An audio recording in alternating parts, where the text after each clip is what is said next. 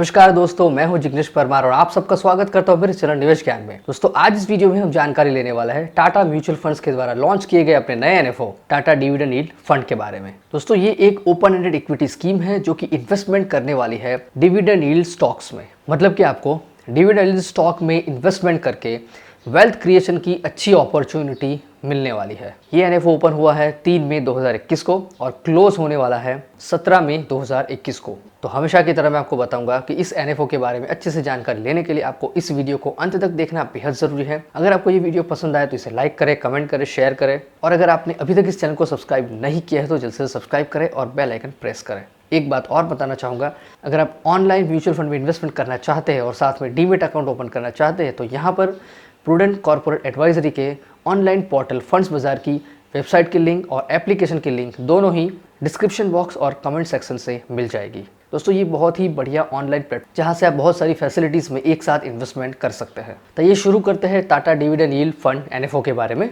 तो डिविडेंड के बारे में जानने के लिए आपको पहले हमें ये समझना है कि ग्रोथ और डिविडेंड ये दो ऑप्शन होते हैं।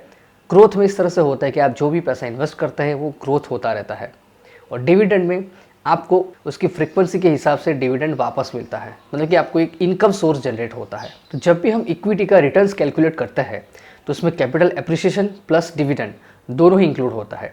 तो हम यहाँ पे जानकारी लेंगे डिविडेंड यील्ड के बारे में। तो डिविडेंड ऐसी चीज़ है कि जिसकी हेल्प से कोई भी कंपनी अपने शेयर होल्डर्स के साथ अपना प्रॉफिट शेयर करती है, मतलब कि जो भी इसके शेयर होल्डर होते हैं उसको अपने प्रॉफिट में से शेयर देती है। और ऐसा माना जाता है कि जो कंपनी डिविडेंड पे करती है उसका बिजनेस अच्छा चल रहा है, काफ़ी ग्रोथ कर रहा है और साथ में उस कंपनी के पास काफ़ी अच्छा कैश फ्लो भी है। और डिविडेंड पे आउट का मतलब है कि कंपनी पर शेयर कितना डिविडेंड दे रही है। तो इसका फॉर्मूला है dividend yield is equal to annual dividend per share divided by price per share. तो इससे आपको डिविडेंड यील्ड का पता चलता है। अब हमें ये जानकारी लेनी है कि टोटल रिटर्न में डिविडेंड क्यों इंपॉर्टेंट है। तो यहाँ पर इस टेबल के जरिए मैं आपको समझाना चाहूँगा। तो इस टेबल में अलग अलग इंडेक्स के प्राइस रिटर्न इंडेक्स और टोटल रिटर्न इंडेक्स की रिटर्न की कंपैरिजन दिखाई है, जिसमें 1 साल, 2 साल, 3 साल, 5 साल और 10 साल है। जैसे कि सबसे पहला है निफ्टी 50 PRI, उसका 1 साल का रिटर्न है 70.87%, 2 साल का है 26.38%, 3 साल का है 45.26% और 10 साल का है 151.82%। उसी तरह से निफ्टी 50 टोटल रिटर्न इंडेक्स का रिटर्न है 1 साल का 72.54%, यानी कि 1.67% ज़्यादा है।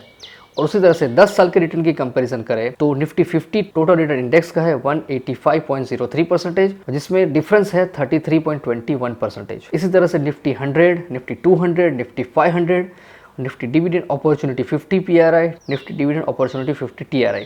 तो यहाँ पर आप सब में डिफरेंस देख सकते हैं और इस सारे डिफरेंस में से हमें पता चलता है कि डिविडेंड एक बहुत ही इंपॉर्टेंट रोल प्ले करता है टोटल रिटर्न इंडेक्स में। तो इसलिए हम डिविडेंड यील्ड स्टॉक्स को इग्नोर नहीं कर सकते। अब एक और ग्राफ की मदद से हम ये समझने की कोशिश करेंगे कि dividend yield versus broad market index की कंपैरिजन। तो यहाँ पर जो ब्लू लाइन है वो Nifty dividend opportunity 50 total return index की है और जो ग्रीन लाइन है वो निफ्टी 50 टोटल रिटर्न इंडेक्स की है। और ये कंपैरिजन अक्टूबर 2007 से लेके मार्च 2021 तक की है। तो यहाँ पर आप देख सकते हैं कि ब्लू लाइन यानी कि Nifty dividend opportunities 50 total return index ने हमेशा ही निफ्टी 50 टोटल रिटर्न इंडेक्स को आउट परफॉर्म किया है पिछले करीब 13 साल में। तो यहाँ पर अब CAGR रिटर्न देखें तो 2007 से लेकर 2021 तक का निफ्टी 50 का जो रिटर्न है वो 9.47% है और एब्सोल्यूट रिटर्न है 239.50%। और निफ्टी डिविडेंड अपॉर्चुनिटीज में सेम सिचुएशन में 11.45% CAGR है और एब्सोल्यूट रिटर्न में 332.59% है, यानी कि आउट परफॉर्मेंस है CAGR में 1.98% और एब्सोल्यूट में 93.09%। तो ऐसा मान सकते हैं कि अगर निफ्टी 50 में 2007 में किसी ने 1 लाख रुपए इन्वेस्ट किए हैं तो आज उसकी वैल्यू होगी 2,39,500 रुपये। और अगर वही 1 लाख रुपए अगर निफ्टी डिविडेंड अपॉर्चुनिटीज़ में इन्वेस्ट किए होते तो उसकी वैल्यू होती 3,32,590 रुपये, यानी कि करीब 93,000 रुपीज़ का मुनाफा। तो ये थी कंपैरिजन निफ्टी डिविडेंड अपॉर्चुनिटीज़ और निफ्टी 50 इंडेक्स की। अब सवाल ये होता है डिविडेंड यील्ड स्ट्रेटेजी अभी क्यों? तो इसका जवाब भी एक और ग्राफ से देना चाहूँगा। तो यहाँ पर आप इस ग्राफ को ध्यान से देखिए। ये ग्राफ है Nifty dividend opportunities 50 total return index के साथ में 1 ईयर GSEC का, जो कि 2007 से लेकर 2021 तक का रिटर्न यहाँ पे दिखाया है।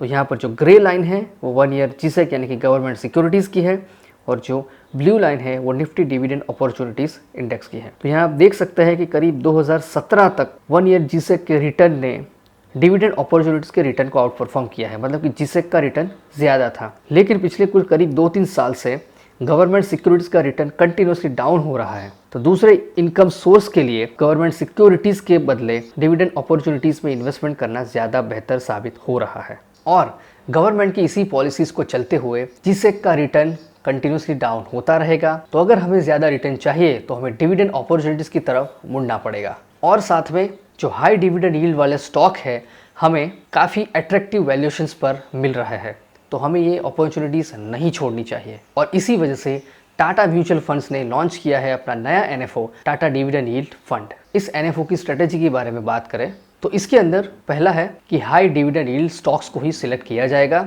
और स्टॉक्स का क्राइटेरिया ये है कि जिस कंपनी ने निफ्टी 50 डिविडेंड यील्ड से ज़्यादा डिविडेंड यील्ड दी है उसी कंपनीज को इस स्कीम में सिलेक्ट किया जाएगा। दूसरा है कॉन्ट्रा टू कॉन्सेंसस अप्रोच, मतलब कि जो भी कंपनी को सिलेक्ट करने वाला है उसके बारे में काफ़ी अच्छा रिसर्च करके उसकी पूरी जर्नी को ट्रैक किया जाएगा। और तीसरा है कि ओवरसीज सिक्योरिटीज़ और साथ में रिट्स यानी कि रियल एस्टेट इन्वेस्टमेंट ट्रस्ट और इन्विटीज़ यानी कि इंफ्रास्ट्रक्चर इन्वेस्टमेंट ट्रस्ट में भी इन्वेस्टमेंट होने वाला है इस स्कीम के अंदर। यहाँ पर इस पोर्टफोलियो के लिए 3 की कैरेक्टरिस्टिक्स हैं, जिसमें पहली है quality companies with stable business model, दूसरा है कॉन्ट्रा टू कॉन्सेंसस अप्रोच और तीसरा है डाइवर्सिफाइड पोर्टफोलियो। तो इसके अंदर ओवरसीज सिक्योरिटीज साथ में रिट्स और इन्विटीज़ में भी इन्वेस्टमेंट होने वाला है और इसी तरह से आपको मिलेगा डाइवर्सिफाइड पोर्टफोलियो। अब बात करेंगे इन्वेस्टमेंट यूनिवर्स की। यहाँ पर निफ्टी 500 में से ऐसे स्टॉक्स को सिलेक्ट किया जाएगा जिसकी डिविडेंड यील्ड निफ्टी 50 से ज़्यादा है मार्च 31, 2021 तक।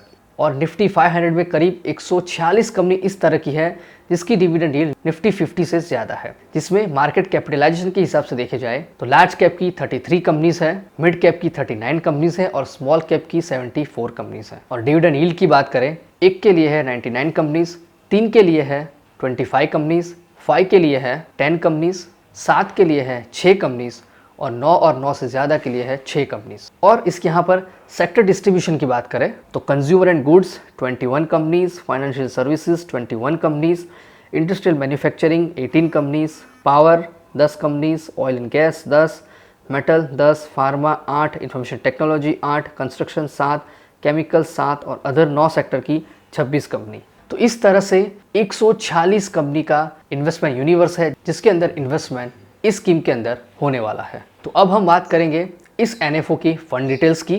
तो स्कीम का नाम है Tata dividend yield fund. NFO open हुआ है 3 मई 2021 को और क्लोज होने वाला है 17 मई 2021 को। इन्वेस्टमेंट ऑब्जेक्टिव है कि डिविडेंड यील्ड स्टॉक्स पे इन्वेस्टमेंट करके अच्छा रिटर्न जनरेट करना। टाइप ऑफ स्कीम है open ended equity scheme, predominantly investing in dividend yield stocks. Fund manager है इक्विटी के लिए शैलेश जैन एंड को फंड मैनेजर है राहुल सिंह। डेट का पोर्टफोलियो संभालेंगे मूर्ति नागराजन एंड ओवरसीज सिक्योरिटी संभालेंगे वेंकटा श्यामला। बेंचमार्क है Nifty dividend opportunities 50 total return index. Minimum investment है 5,000 रुपये और 1,000 के मल्टीपल्स में और एडिशनल इन्वेस्टमेंट है 1,000 रुपये। लोड स्ट्रक्चर है entry load not applicable, exit load अगर 1 साल के पहले रिडम्पशन स्विच कुछ भी किया तो 1% और 1 साल के बाद कोई भी एग्जिट लोड नहीं है।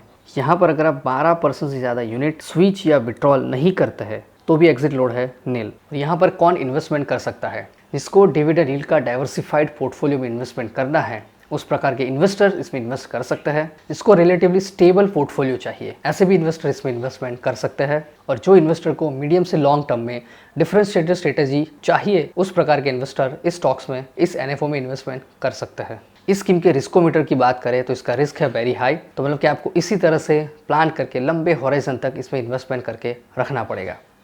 दोस्तों ये थी जानकारी टाटा म्यूचुअल फंड के द्वारा लॉन्च किए गए टाटा डिविडेंड यील्ड फंड के बारे में। तो यहाँ पर कुछ समराइज करें तो एनएफओ डेट्स है 3 मई से लेके 17 मई तक। यहाँ पर हमने बात की डिविडेंड यील्ड के बारे में, अभी क्यों हमें डिविडेंड यील्ड स्ट्रेटेजी में इन्वेस्टमेंट करना चाहिए, पोर्टफोलियो स्ट्रेटेजी के बारे में। तो ये सारी जानकारी हमने इस वीडियो में ली। तो दोस्तों मैं आशा करता हूँ कि आपको ये वीडियो पसंद आया होगा। इसे लाइक करें, कमेंट करें, शेयर करें और अगर अभी तक आपने चैनल को सब्सक्राइब नहीं किया तो जल्द से जल्द सब्सक्राइब करें। मैं जिग्नेश परमार अब आपसे विदा लेता हूँ। मिलते अगले वीडियो में ऐसे ही महत्वपूर्ण जानकारी के साथ। जय हिंद, जय भारत।